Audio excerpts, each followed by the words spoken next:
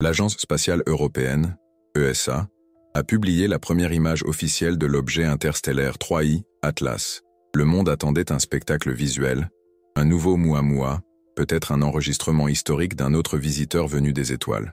Ce que nous avons reçu était le contraire, un flou presque invisible, accompagné de 4 jours de silence absolu, d'autres agences spatiales. Aucune donnée supplémentaire, aucune explication. Juste une timide animation d'un point se déplaçant dans l'obscurité et une note technique pleine d'omissions. La contradiction a commencé là. 7 sondes étaient positionnées pour observer le passage, y compris Mars, l'orbiteur de reconnaissance de la NASA, l'orbiteur chinois Tianwen-1 et le vaisseau spatial Hope des Émirats arabes unis. Pourquoi seule l'ESA a-t-elle publié quelque chose? Et plus encore, pourquoi l'agence européenne a-t-elle semblé si prudente d'en expliquer le moins possible, comme s'il craignait ses propres découvertes? Le premier enregistrement de 3I Atlas ne provient pas d'un observatoire sophistiqué, mais d'un appareil photo conçu pour observer le climat martien. Le 2 octobre, à 9h18, heure locale sur Mars, le capteur Skycam, attaché au rover Perseverance, a capturé une image qui, à première vue, n'avait aucune importance. Un minuscule point vert, perdu dans le ciel blanchâtre. Mais ce point, presque impossible à distinguer du bruit, serait le premier enregistrement visuel d'un corps interstellaire traversant le système martien. Le détail technique est révélateur. Skycam est conçu pour capturer la poussière, les nuages et la lumière ambiante, et non pour suivre des objets distants. Elle est dotée d'un objectif grand angle et d'un capteur optimisé pour le contraste du sol, et non pour la luminosité de l'espace. C'est-à-dire, la probabilité de détecter quoi que ce soit au-delà de l'atmosphère martienne était pratiquement nulle. Malgré tout, l'ingénieur de service, Mallory Leffeland, a insisté pour que le système reste actif. À cette époque, les États-Unis étaient confrontés à une fermeture des services gouvernementaux et plusieurs opérations scientifiques étaient suspendues. Leffeland-Hills ont soutenu que si 3I Atlas était réellement proche, toute détection, aussi imparfaite soit-elle, pourrait être historique. Et elle avait raison.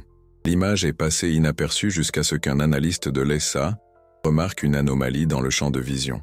Un subtil reflet vert qui ne correspondait à aucune étoile connue, ni à la lueur atmosphérique martienne. En élargissant le dossier, ce qui est apparu était une tache circulaire faible, légèrement mise en évidence par une brume diffuse, une signature visuelle qui ne correspondait pas à la poussière ou au satellite. Ce qui ne devait pas être vu était là. Il est difficile de comprendre l'improbabilité de l'événement.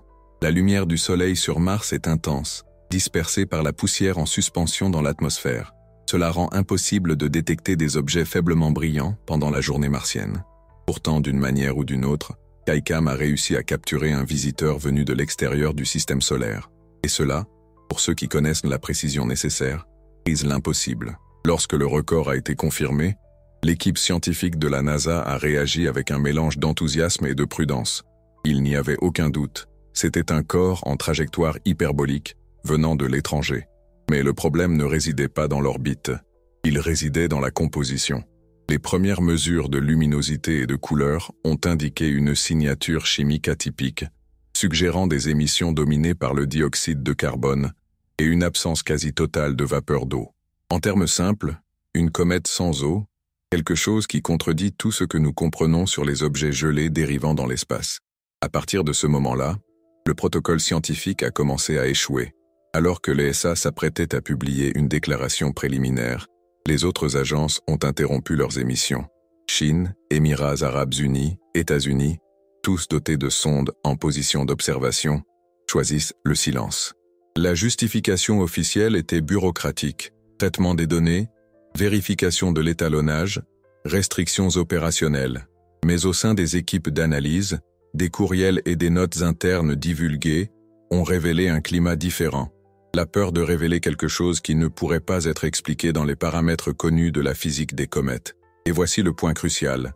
Une Skycam, je n'aurais rien dû voir. Mais tu vois, et ce qu'elle a vu ne se comportait pas comme une comète, ou un astéroïde, ou quoi que ce soit que les simulations avaient prédit. Ce premier enregistrement est devenu la base de toutes les enquêtes ultérieures. Un fragment d'information qui a révélé une faille dans le récit du hasard. Car pour que cette image existe, il fallait une coïncidence presque cosmique, un appareil sans but astronomique, actif au moment exact où un objet interstellaire passait sous le bon angle, dans la bonne lumière, au bon moment. Coïncidence? Ou une anomalie en attente d'être détectée? Les réponses, soi-disant, viendraient de la 7 observatoire en orbite autour de Mars dans les jours suivants. Mais lorsque les données ont commencé à être traitées, quelque chose de bien plus grand qu'une simple image était en jeu, et ce qui en est ressorti, cela remettrait en cause non seulement la science, mais aussi la transparence des agences qui la représentent. Si la première image 3i Atlas ne devait pas exister, ont exactement vu les 6 autres caméras, beaucoup plus puissantes, et décidé de ne pas montrer. Le silence des agences. Lorsque l'image de la Skycam, cela a été confirmé, mais le protocole était simple. Les autres missions en orbite autour de Mars étaient censées publier leurs propres journaux dans les 48 heures. Cela n'a jamais eu lieu. Entre 3 et 6 octobre 2025, 7 sondes, dont l'américaine Mars Reconnaissance Orbiter, l'européen orbiteur de Gastras, les chinois Tianwen 1 et l'arabe Espoir, est resté complètement silencieux. Aucune donnée, aucune communication. Ce qui semblait être une coïncidence bureaucratique s'est rapidement avéré être un blocage coordonné de l'information scientifique. Les experts qui ont suivi l'affaire ont rapidement réalisé que les procédures habituelles de divulgation avaient été enfreintes. Généralement, lorsqu'un événement d'une telle ampleur se produit, une détection inédite, une anomalie ou un phénomène inhabituel, chaque agence publie un coup d'œil rapide, une série préliminaire d'images soumises à l'examen du public. Mais cette fois, rien de tout cela n'a été révélé. Au lieu de cela, le queue publiait uniquement un clip animé, un point informe traversant un fond sombre, pas de spectre, pas de rapport technique complet. La justification officielle était « protéger l'intégrité des données ». Le physicien Dr Marcus Talen, de l'Institut Max Planck, a été l'un des premiers à remettre en question publiquement le blocus. Dans une interview avec Astronomie de la Nature, il a déclaré « C'est la première fois que je vois une collaboration internationale décider conjointement de ne pas partager de données sur un événement qui ne représente aucune menace directe. Il ne s'agit pas de précaution scientifique mais de censure scientifique. » Le discours a suscité un malaise, mais il était difficile de le contester. À la fin, qu'est-ce qui pourrait justifier le silence simultané de pays qui s'accordent rarement sur quoi que ce soit? La réponse, selon des documents internes obtenus par des journalistes de revues européennes des sciences, provient d'une vidéoconférence qui a eu lieu le 4 octobre, parmi les directeurs des 4 principales agences impliquées, NASA, ESA, CNSA, en EO Space Center. Il n'existe aucune trace publique de l'appel, mais 3 sources indépendantes ont confirmé la raison du blocage. Les données initiales avaient des signatures chimiques qui ne correspondaient à aucun modèle naturel connu. Le contenu spécifique des spectres reste sous embargo, mais les projets internes indiquent des lectures dominées par nickel métallique et l'absence totale de fer, une combinaison impossible à expliquer par des processus commentaires conventionnels. Cette anomalie chimique a suscité des soupçons au sein même des agences quant à un mauvais calibrage des instruments. Cependant, toutes les sondes, pilotées par des systèmes différents et situées sur des orbites différentes, ont rapporté le même résultat. Et c'est à ce moment-là que le silence est devenu politique. Les discussions internes révèlent le dilemme.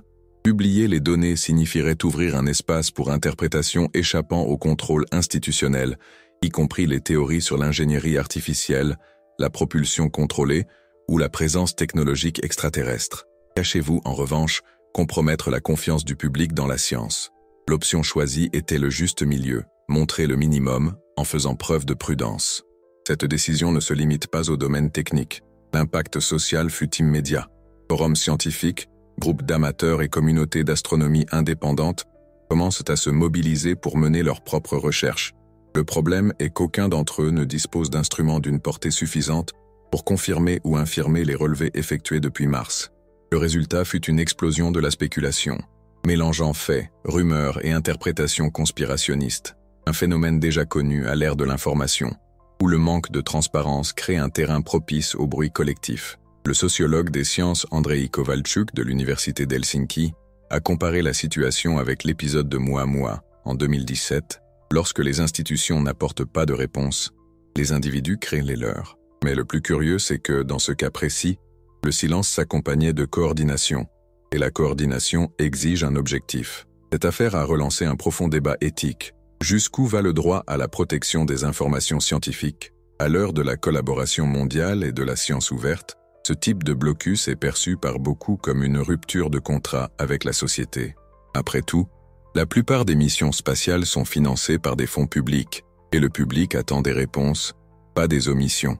Comme l'a dit l'astrophysicien italien Laura Messina, dans un article publié dans La République, si 3I Atlas n'est qu'une comète inhabituelle, il n'y a aucune raison de cacher des données. Mais si ce n'est pas le cas, alors nous sommes face au premier cas documenté d'autocensure interplanétaire. L'impact sur la communauté scientifique a été silencieux, mais visible.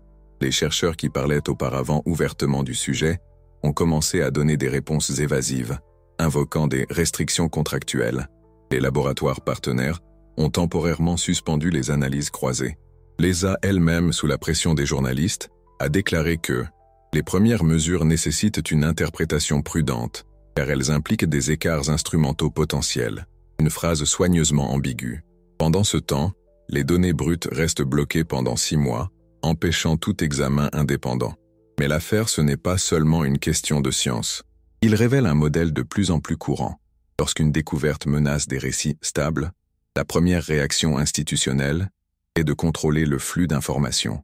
Cela se produit en politique, en économie et désormais dans l'espace. L'idée de protéger le public de la désinformation sert souvent de bouclier pour protéger le pouvoir d'interprétation, le droit de décider ce qui est acceptable ou non, dans les limites de la rationalité scientifique. Et voici l'ironie.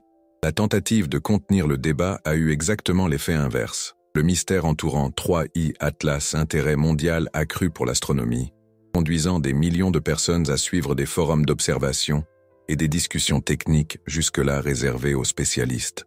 Aujourd'hui, le grand public parle de spectres, de virgules et de trajectoires hyperboliques, avec une familiarité qui appartenait auparavant aux scientifiques. D'une certaine manière, cet épisode a redonné à la société le sens de l'émerveillement que la science semblait avoir perdu.